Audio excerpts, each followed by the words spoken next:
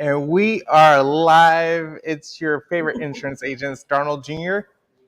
and Michelle DeSalle of Telltale. Well Telltale. And we appreciate you guys for jumping on. This is Finlit Live. If you are watching live, go ahead and in the chat type hashtag live. If you're watching the replay, go ahead and type hashtag replay. This is the show where we learn about financial literacy because growing up, I feel like they didn't teach me how money works, and I'm still learning. I honestly have more questions than answers, so that's the purpose of the show, is where we bring on guests from various personal financial backgrounds, and we interview them and we ask them about their story and about their wisdom to share with us. That way we could glean some more wisdom as far as how money works. And today I'm actually super excited. This is going to be more of an inspirational show than anything. And this guest, if he didn't make excuses, I don't think anybody should make excuses. And so this is the show to tune into. And this is our dear friend. We've known him for a while now. And so without any further ado, let's go ahead and dive in and get lit.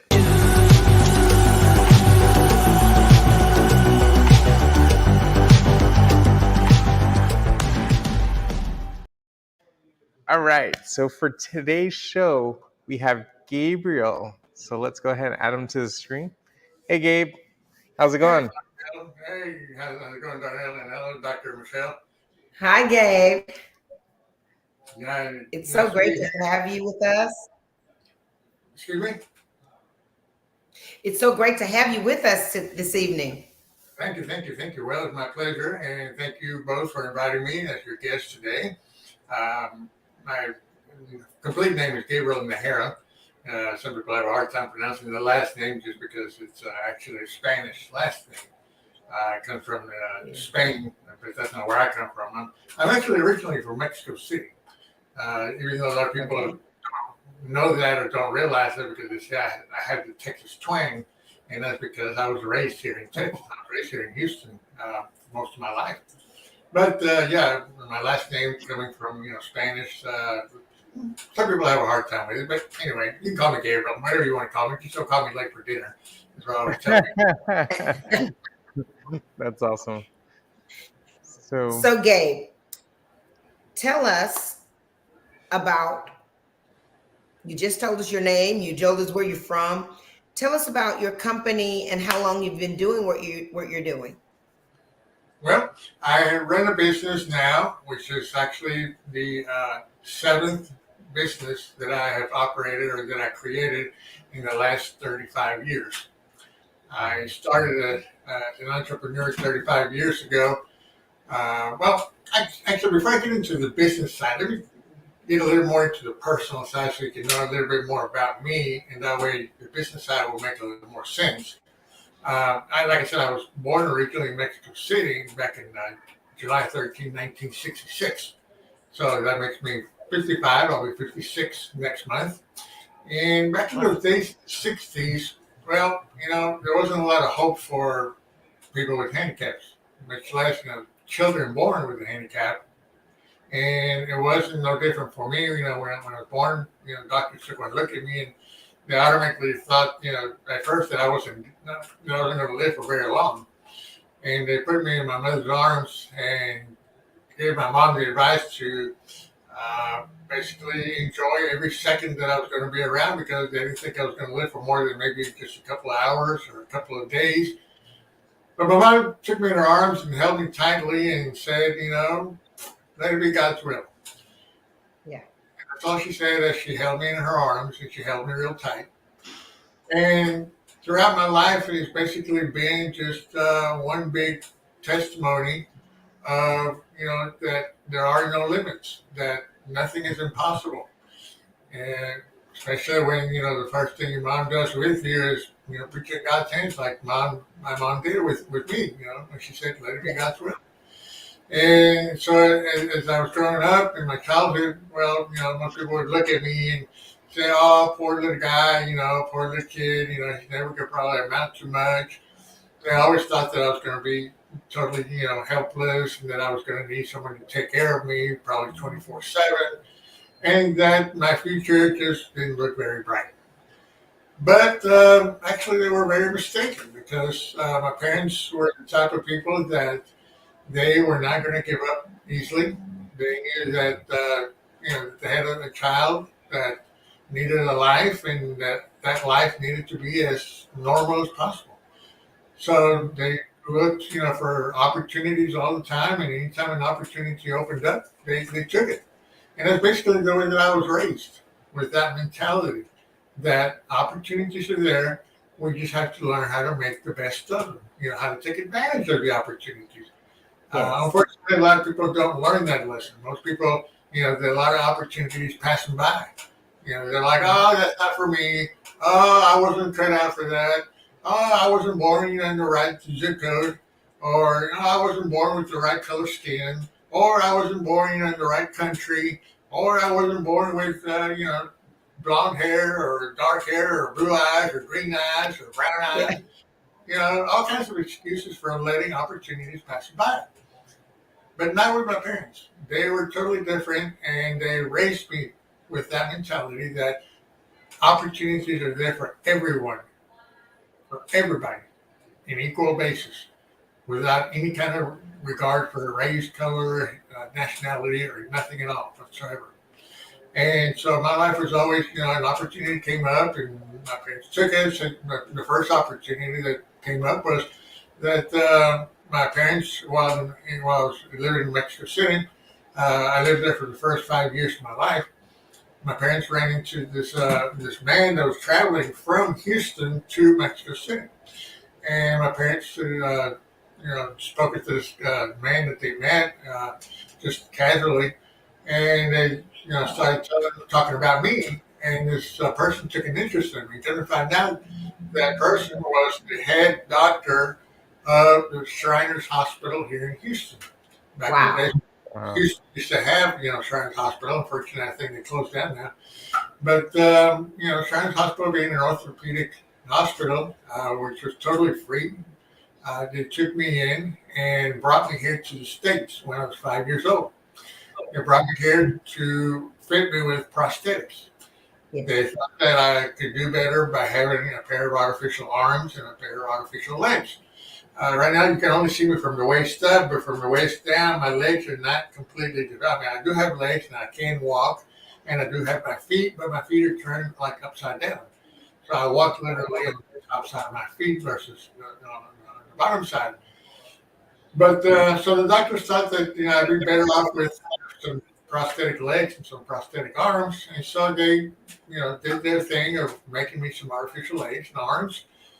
And I tried them out, and I kept them for like about 6 or 7 years of my life. Mm-hmm. Actually, I kept them for about 10 years.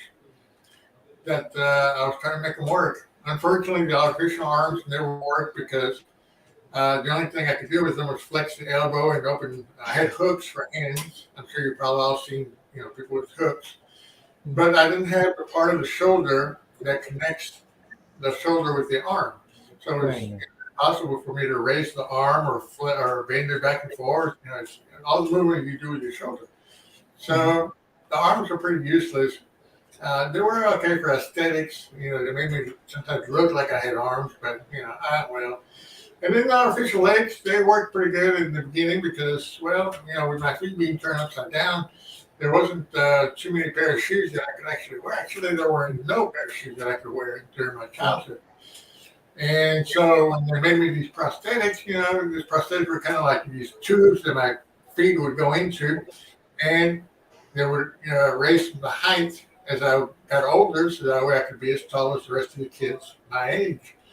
And I walked on shoes, so that was great because I was able to get out and walk the streets, and I could walk without them, but only in the house where I wouldn't hurt my feet or damage the tops of my feet. But so the prosthetic legs were okay, except that with the passing of years, I learned to use my feet and my hands. Where I now do everything that you can do with your hands, I can do it by using my feet. My feet are my hands.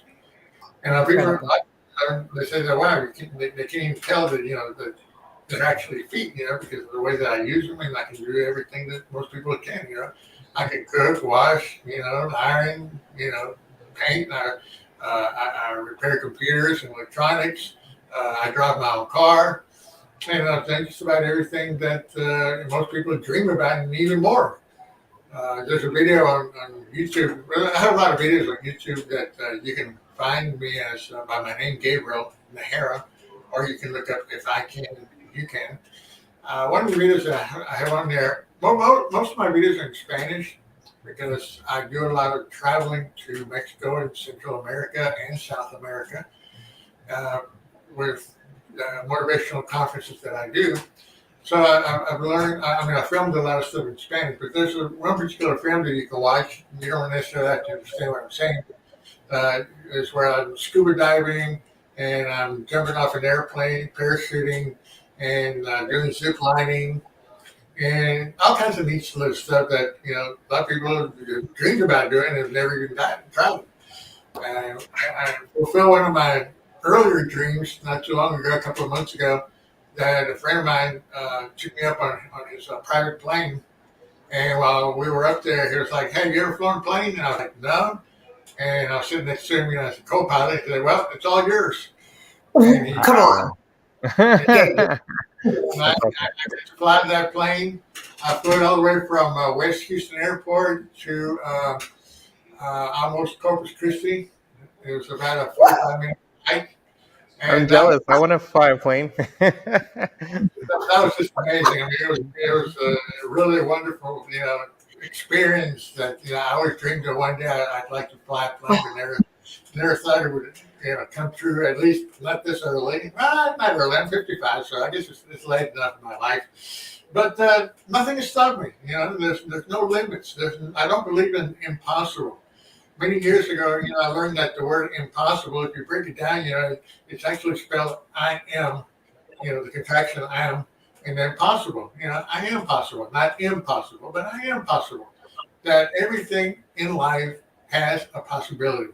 If you only just look at the side of the fact that, yes, you can do it and work towards, whatever your goals are and your dreams. And that, your dreams and your goals don't necessarily come true overnight. They're not like the ones you sleep on where, you dream about them at night and in the morning you hope that they were true. But, dreams are, things that take time and they eventually do evolve if you believe in them enough and if you, strive for making them come true. So that's a little bit of my history as a child, I guess, in a short version. Actually, I have a 2-hour conference called If I Can, You Can, and I give much more detail and I tell a whole bunch of more stories about my life. But as I got older, I went through all my education. My parents found this one school that was a school for handicapped. It wasn't in Mexico. They did look for a school in Mexico, but unfortunately, like I said, back in the 60s and 70s, handicapped kids just didn't really exist. Most people would hide them or they would, lock them up in a closet, throw away the key and come back 20 years later, and hope to find somebody different. Or treat them like they had some kind of disease, like if you don't come near them, because, your arms might fall off, But thank God a lot of things have changed, especially in third world countries like Mexico and a lot of Central American countries, where nowadays, handicapped people are seen, as, people that can do things. But anyway, my parents found this one school that was recommended by the Shriners here in Houston, which is a school for handicapped kids. And it wasn't here in Houston. It's actually in a little town not too far from here that you both probably are very familiar with, Port Arthur, Texas, had this one school for handicapped kids. It was called the Hewan School for Handicapped Children, which later turned into the Bob Hope School, which is now no longer a handicapped school, but it's now an actual public school and one of the biggest and best schools in Port Arthur and the Beaumont area. They turned it into a magnet school. And I'm proud to say that I was one of the people that actually started that school. And I was on the board of directors when they were talking about turning into a magnet school, so that made me even more, proud to say that, I not only participated while I was a kid, but then as an adult, I was able to continue the legacy of it being such a good school. Anyway, enough publicity about the school. And so I grew up there in Port Arthur, and Beaumont, which is the nearest town where I could go to college. I went to Lamar University in Beaumont, where I studied computer science and became an assistant engineer. And that was actually what I always loved. My passion was always computers. I always, from the first time I touched the very first, home computer, back in the days, when it was the Apple computer, or called the Apple IIs, which I'm sure most of you probably, put your hands on it one time or another. That, I first touched that computer, and I was like, wow, this is great. I had a vision that, that little machine would one day eventually become a very important tool for a lot of people in the world. So I was able to study how to be able to make it do what I wanted to do, and learn to, plan for, okay, what else can we do with these machines? And so I studied that career, and after I finished, then I was able to get out and start looking for work. But unfortunately, well, nobody would hire me. A lot of people would use the excuse that they couldn't hire me because I didn't have any experience. Which most college grads go through that. Well, how do you get experience if nobody's willing to give it to you?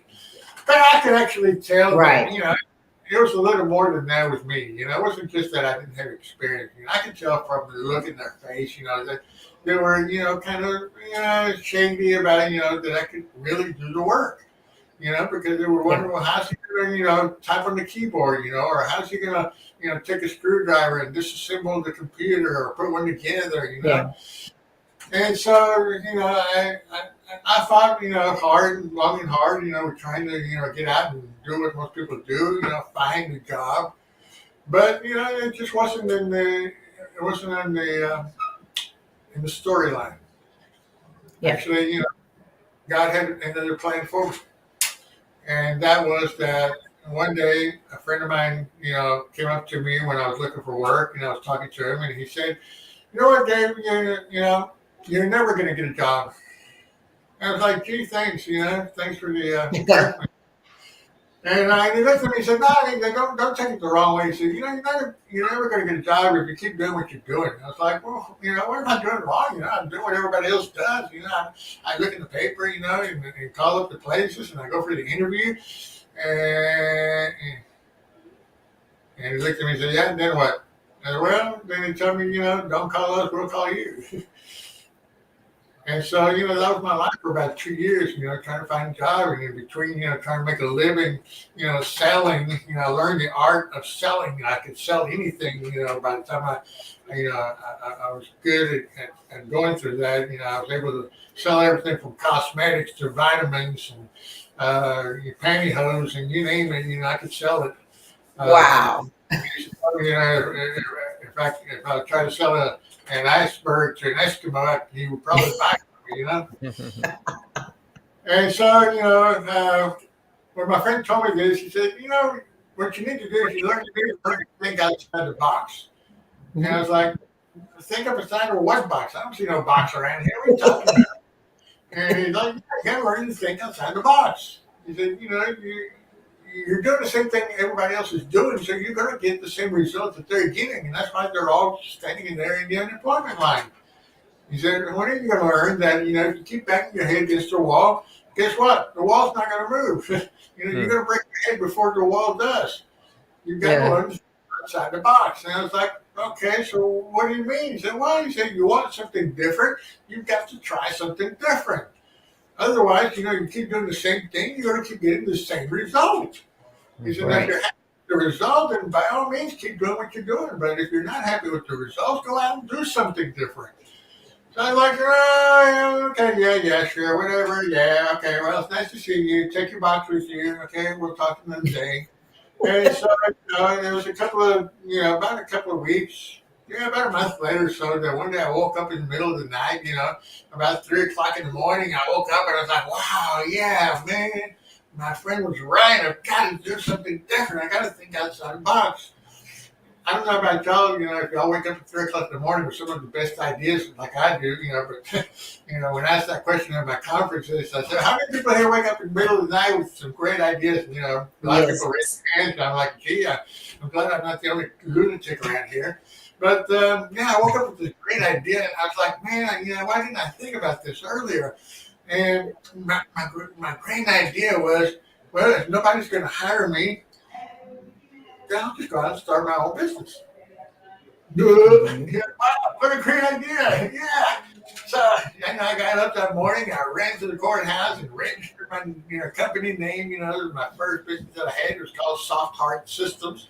I was a computer company. I was a computer geek. So I named the software, hard hardware. And so I developed this company that well, it wasn't easy in the beginning. Because well, they never taught me in school, not in kindergarten, first grade, or high school or college, how to run a business.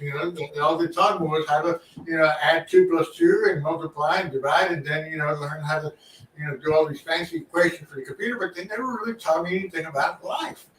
And that was the beginning of Life 101. How do you make this work? Yeah.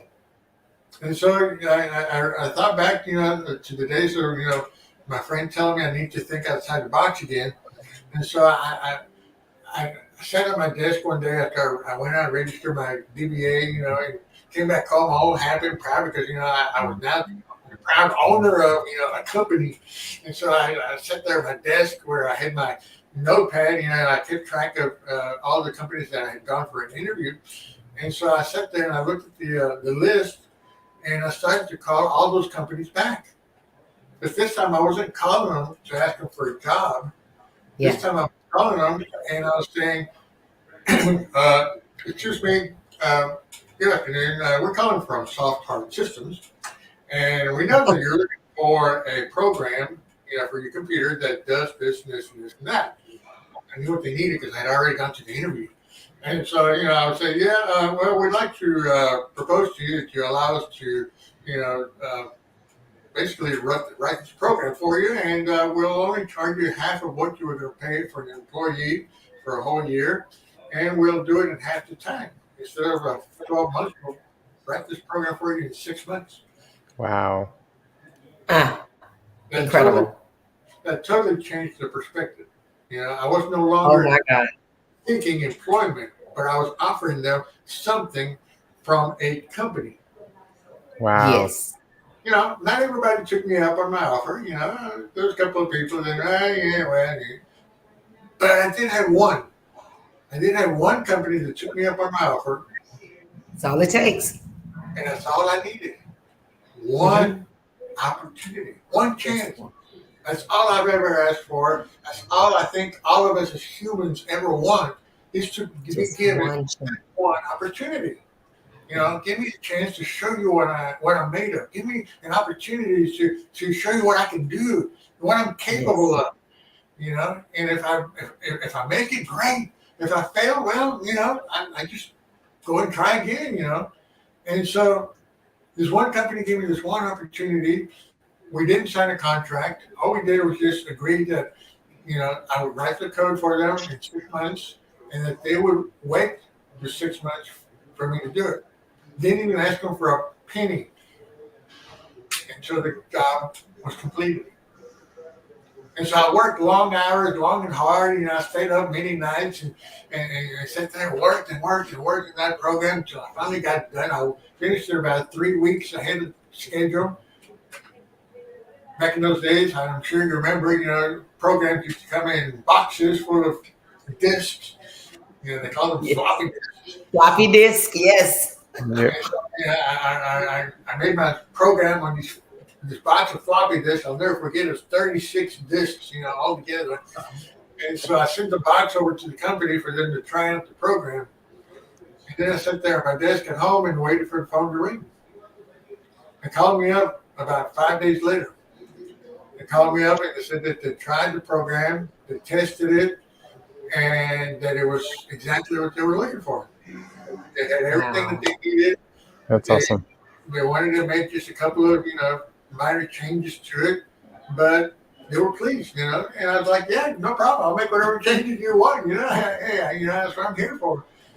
And so the next day I get up real early in the morning and I drove down to the company, and the guy, I spoke with the owner of the company and he was like, yeah, sure, come on by and, I'll have a check ready for you.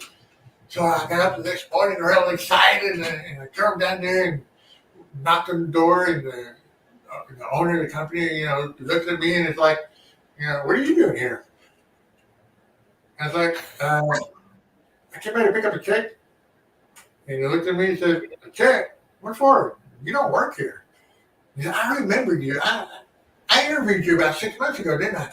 I was like, yeah, I came back here and asked you for a job about 6 months ago. He said, yeah, I remember. He said, but I didn't hire you. And I was like, no, you didn't hire me. And he said, well, so why are you here? What check are you talking about? I was like, a check for the company, Soft Hard Systems. And, oh, yeah, the company that wrote that program for it. Oh, yeah, sure. I got this check here for you. Before that, you're working for them now? They give you a job? Wow. No, not exactly. And he's like, oh, what? You must work for the carrier company. They sent you to pick up the check for them, right? Like, no, I don't work for a carrier company either. He said, so why are you picking up the check then? And I said, because that's my company. Yes. Nice. Got him. And he looked at me and just smiled and he said, wow. He said, congratulations. He said, wow, y'all really did a good job. The program is perfect. It's exactly what we wanted. We just need to make a couple changes. And I said, yeah. I said, I spoke with you yesterday. And he said, oh, that was you I talked to? And I said, yeah, that was me. And I said, yeah, well, okay, well, hey, congratulations, we really like this. He said, by the way, he said, we've got another project pretty similar to that. I don't know if you, want to take a look at it, maybe, work on it again, work in this new project for us. And I'm like, yeah, sure, I'll take it. And so he gave me the project, and he said, well, take it back with you, and y'all can look at it and talk over it. If you have any questions, give me a call, and we can discuss it more. And I was like, yeah, great. And can I have the check? And so he handed me the check, and as I was getting ready to walk out the door, he called me back. Oh, excuse me, by the way. I was like, oh man, I hope he didn't change his mind about the check. So I walked back into his office, and he said, I just have one more question for you. I was like, yeah, sure. What's up? And he's like, how many people work for you? I just looked at him and I smiled and I said, me. Wow. Nice. You did the program by yourself? I was like, yeah. Can you see the dark circles under my eyes? I was like, yeah. I even lost some weight while doing it. Got some other benefits. He's like, wow, man, that was incredible.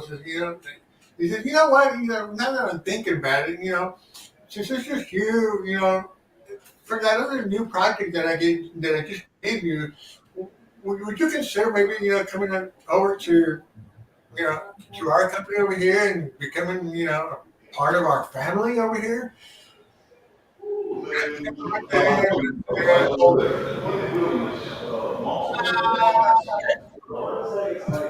don't think so. I think we can keep working just the same way we're working right now. Your company with my company, if that's okay. And he was like, yeah, well, we work pretty good in this first project. So, all right, go ahead and take the other project and get back with us. Well, thanks to that one opportunity and the second project, I was able to hire another programmer and then a couple more people. And eventually, within the first 12 years of that company that I had, that company grew to be a multi-million dollar company. Well, I say multi. First 3 years, we were grossing over $2.5 million a year. Wow. And eventually, that one customer was one of my favorite because he referred me to some of his customers and some of his vendors, and that helped my business grow to the degree that it grew. And along those 12 years that I was running that company, I started dealing with some international companies that started requiring me to go to other countries, mostly Central American countries, Mexico and Central America. And so I got to know a few other people, when I traveled to some of these other offices in these other countries, they would always ask me, "Hey, can you get us this computer that here in our country costs about $4,000, $5,000, but I'm sure you could probably get it cheaper in the U.S." And yeah, sure enough, it costs them 5,000 over there. I could buy it here for 1,000. Like, all right, okay, we'll see. It looks like we got a little business here. So I opened up a second company that was an import-export company where I was exporting mostly. I was exporting mostly computers, software, peripherals. And so I was running two companies, and then all of a sudden, people started asking me about, hey, you know anything about this thing called the network and how to set up networks? Where we can connect our Houston office with our Mexico office. And I was like, yeah, I know a little bit about networks, and yeah, we can help you set up your network. So eventually I started running networks, from company to company or office to satellite offices. And so I started a third company that was totally a network company that set up networks, which eventually turned into what we now know as the internet, where everything is connected on a worldwide basis. And so as the internet was born, all of these companies then started asking me, hey, you know anything about this thing called email and a website and something about www.w something. I'm like, yeah, I know a little bit about that too. And it's like, what could you come teach my people here at the company how to do all that? Yeah, sure, we can do that. So I started another company that was totally an internet business, because that was the birth of what I knew was going to be the future. I once read that, eventually computers, television, and telephones were going to become one. That was, the vision, 40, 50 years ago. And when I read about that, I always kept thinking back in my head, knowing that, wow, I've got to keep up with some of this.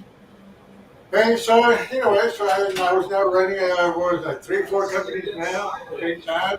And so, if it wasn't enough, and I didn't have enough to do, I one day got hungry. And I sure would like to, eat some tacos today. So, one day I started a little taco stand. And it was pretty successful. Which I eventually, sold it to the employees that I had hired. They wanted to buy it from me, and I sold it to them. Anyway, that's my little talk about, opportunities and how to make the most of them. And how to acknowledge, when you've got something in front of you and you just know that it's got to work and you really believe in it, that you can actually make something of it, And it wasn't just about the money, because money would come in, just like, a natural thing. Because what I was doing was something that was beneficial to someone else. And when you're in a business, when you're in a business that you're doing something that's going to benefit someone or something, or even yourself, you know, the money itself is not the problem or the solution. The money is just a tool that comes along as part of what you're going to do. And those are some of the lessons that I've learned in life, and those are some of the things that a lot of the points that I share in my conferences and my workshops that I do about how to be successful, how to be a money magnet, how to start a business, and my most recent thing, and I say recent, although I've been doing it now for the last 20 years, is that I turned into a motivational speaker. And that was a totally another different story in that I one day took my car to the car wash to get it cleaned. And so I took my car and I gave it to the guys there. And they ran it through the soap and the suds. Then I walked outside and went to go pick up my car after they were through with it. And when I got in the car, I grabbed my door, to close it. And all of a sudden, somebody was grabbing my door, and I turned around and looked, and I saw this man that was, dressed in a suit and tie. And, he was pretty sharp looking, and he looked at me and he says, "You're not really going to drive this car, are you?" Yes, I am. I came here in the car. The car's mine, and I'm driving away. And Wow. man, I can't believe it. You must be out of your mind. You don't have any arms. And look, your legs are short. You probably can't even reach the pedals. How in the world do you do this? So I have to stop and show them, how the car is, adapted so that I can reach the pedals, And it's a pretty simple adaptation that I did back when I was 20 years old, and I needed a car to get around because you can't live in this country without a car. And so I proceeded to show him, how the car was fixed and how I drove it. And so he was all amazed, and he was like, "Man," he said, "you must have been a godsend because," he said, "I'm a pastor at the church." He said, "And you've got to come to my church. You've got to come and talk to my people. You're such an inspiration." He said, "I really got to get you to come. Could you please come to my church?" I was like, "Okay, only because you begging me, And you were spoken in public, and I was like, "No, never spoken in public." And I said, I took a class one time in college, it was an elective, so I got a C in it. And you got to come speak at my church. It's real simple. You just stand beside me, up there on the altar, and I'll just ask you a couple of questions, and you just answer them, just like we're talking right now. I was like, all right, sure, I'll give it a try. Why not? So he invited me over to his church, and he said, "Oh, by the way, I had 3 services. You don't mind doing 3, do you?" That's funny. If I can do 1, I guess I can do 3. So I went ahead and I showed up in his church. That must have been a Black Pentecostal church, Gabriel. No, it wasn't Black Pentecostal, but it was a Christian. I guess Pentecostal, I don't remember, but it was a Christian church. And he had the first service that was at 7:30 in the morning. And there was about maybe 80 people that showed up. And then the next service was at 9 o'clock. And there was about 500 or 600 people at that service. Wow. And then the next service was at 11 o'clock, which was almost about 2,000 people. Wow. Gabriel, this has been... My life has totally changed.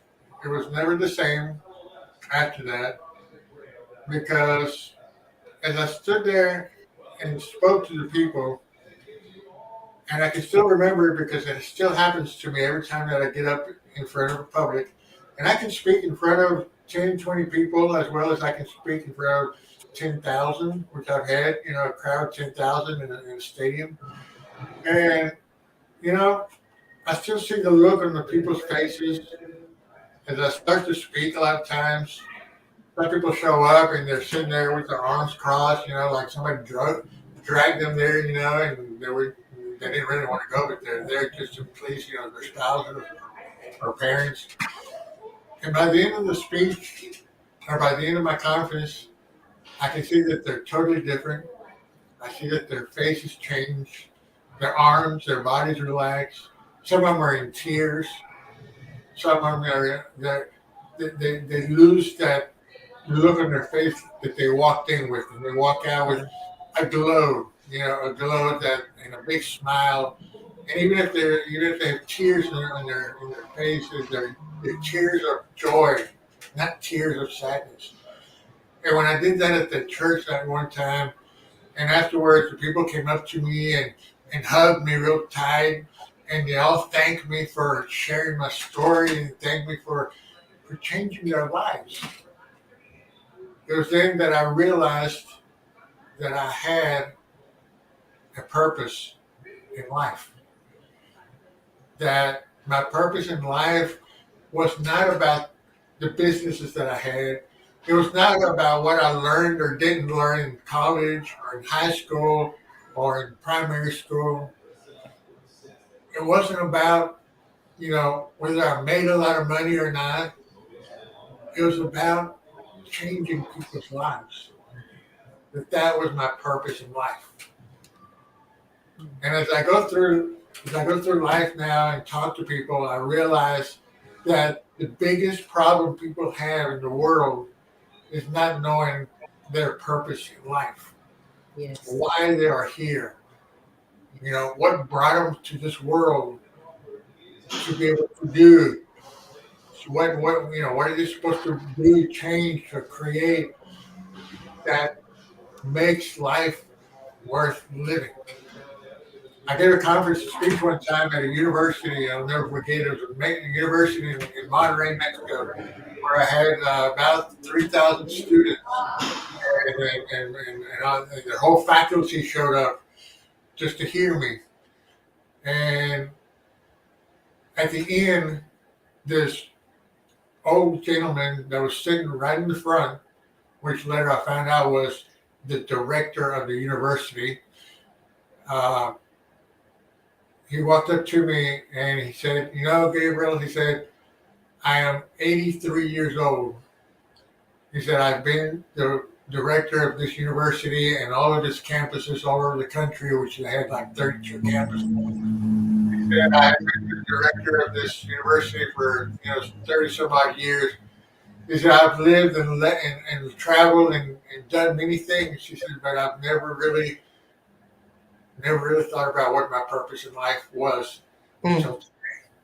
He said, now, in my 83 years, he says, I'm going to now start looking for my purpose in life.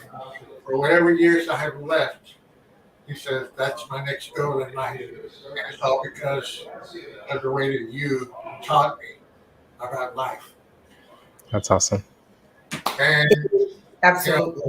Like I said, life's never been the same. The businesses that I had started previously, I had, some of them, a couple of them I sold off.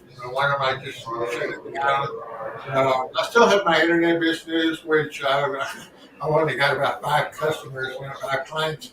And that's because they won't let me go. And they're like, please don't leave us, I'm not going to leave you, I'll keep the business going. But, you got to understand, I travel a lot, I'm gone a lot because I travel all over the world.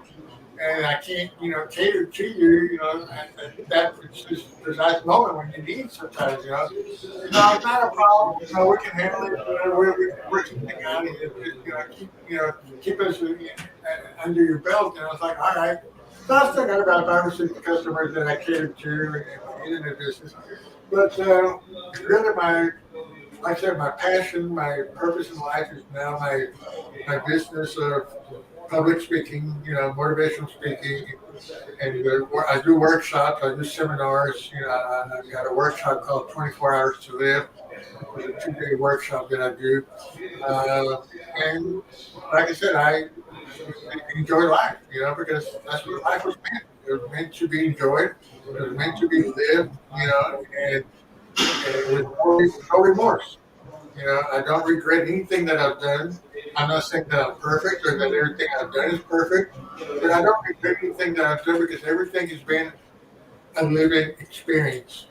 I always say, life is nothing but a one big experience that we have to learn something from. And the day that we stop learning is the day we stop living. So we must continue to grow. We must continue to live and learn because otherwise you're dead. You're dead when you stop learning. So, Gabriel, you have totally changed my life. Right now, my eyelashes, I hope they stay on because I know that I'm about to lose my eyelashes. I've been holding back tears because it's so powerful. We see you all the time in our circle and everything, but to know the intricate details of your life and your story, I have such a different, profound respect for you, my friend. And I can't even think of a reason that I could ever make another excuse. I am so honored and so grateful. And I know that our listening audience viewers will be too. Darnell, I know you don't have any eyelashes, but are you okay over there? I'm hanging in there. Yeah, Gabriel's story is so inspirational. It's just, yeah, what excuses do we have? And I love the fact that you went on an interview and they end up hiring you anyways, but through your own company. Thank you. Didn't know that they were hiring him. My company name is now That's Inspiration. That's the name of my company. That's Excellent. Inspiration. Perfect name. Perfect. Thank And you. this has been a perfect interview. And never once in an interview have I not wanted to ask questions. I just wanted to hear what you had to say. Well, I don't mind me doing a small commercial. I would like to put a little plug here that I am having an event, a public event that's going to be September 16th, which is sponsored by a couple of companies here in Houston that Donna is also familiar with. One of them being Sunshine Employment, and the other one being Alamo Tamales, which is where we're going to be having this live event on September 16th, which happens to be Mexico's Independence Day. And that's kind of like a reason for us to have the event is we'll be celebrating September 16th at this Mexican restaurant called Alamo Tamales on the north side of Houston. And I hope that everyone can come and join us. You can look up more information about the event on my website, or you look me up on any Facebook or my Instagram, or you can contact the Alamo Tamales or Sunshine Personnel, and they can give you all the information about how to be able to purchase the tickets. It's going to be a show and dinner event. So when you purchase a ticket, you will be getting not only a show, which is my conference, along with also a good friend of mine, Liliana Elizondo, who's a very wonderful singer, is going to be entertaining us with her beautiful voice that she has. She'll be singing. And you'll also be treated to some wonderful food, if you like Mexican food, at the tamale company here called the Alamo Tamales. So that's a little plug. I'm hoping that you don't mind me plugging that in, and hope that everybody who watches this between now and September 16th is invited to join us for this. Oh, that's perfect. Awesome. Well, count me in. Me too. So we appreciate you for being on the show, and it's definitely a show for the books. Oh my gosh, I think I'm gonna go back and rewatch this one over and over and over. So we appreciate you for sharing your heart and for your story and your journey. And sounds like your journey's not over. You still got a purpose. Yeah. You still got lives to touch. So keep going. If there's any way we can encourage you, let us know. Because sometimes the people that do the encouraging need encouraging sometimes, right? Oh, definitely. I mean, I've always run into, people who not only teach me something new, which is, what I feed off of. I feed off of what I learned from other people. But also, the encouragement, a good pat on the back and saying, hey, keep going, don't give up, because, the road is rough, but it doesn't mean that it doesn't, that there's no into it, you've got to travel the road, whatever road you choose, because, you choose the road that you travel. Although some people say, well, I didn't choose it. No, you did choose it. Maybe you didn't make the choice today or yesterday, but you probably made the choice, a year ago or 5 years ago or 15, 20 years ago, where you made a decision that is now leading to where you're at now. I always tell people, the road may not be, the best road. It may have a couple of potholes, but like you said, even some of the motivators and inspirators like myself, we do need a little pat on the back sometimes. And I appreciate your kind words, and also very much appreciate this opportunity to be on your show, and hope that the people that are watching it, they enjoy it. And they can look me up on Facebook, Twitter, Instagram, and my website is ifican-youcan.com. And you got to put that dash in between there, because otherwise you're going to go to someone else's website. Somebody beat me to the domain name without the dash, so I had to put the dash in there. But it's ifican-youcan.com. So, and also I'll give my phone number. I don't mind people calling me. I always answer the calls. I'm here in Houston, so if someone wants to meet with me, drink coffee, invite me to dinner. Hey, I always love free dinners. You know, number 281-236-5153. 281-236-5153. That's always an open line. People can, reach out to me, write me on WhatsApp, whatever. Sometimes I may take a little while to answer because I do get sometimes saturated with, messages. But trust me, it is me that answers all the calls. It is me that answers all the messages. I don't pay someone else to do it because I don't believe that anybody else can answer the call like I can. Right. Thank you both for having me on your show. It's been a pleasure, and God bless you.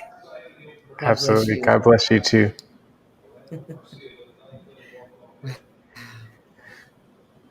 What amazing show.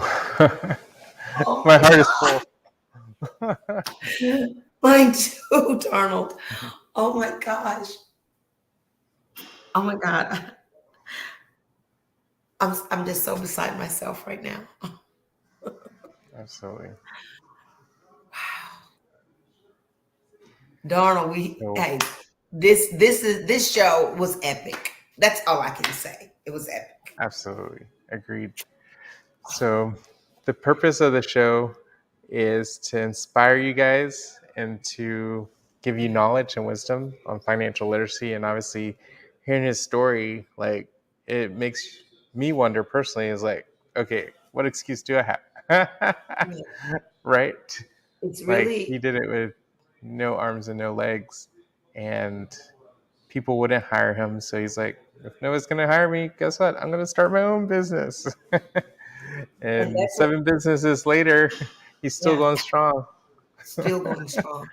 And so, although you may not have gotten statistics on the stock market today or anything like that, but you got some major tips. When other doors will not open, you make your own path. And that's Absolutely. powerful. It's so powerful. Absolutely. So we appreciate I you mean, guys it's for tuning in. If you got any value out of today's show, go ahead and smash that like button. Share this with other people because they will be inspired just like we have. And if you haven't already, absolutely subscribe to FinLit Live. And to reach out to Dr. Michelle, you can reach her on. Instagram at the Wealth Tattletale. And you can find me on Instagram also at Darnold Jr. And we appreciate you guys for tuning in. Stay tuned for next week because we're gonna figure out, is solar panels really worth it? Do you really save money with solar? So it's gonna be a good show. I appreciate you guys for getting lit.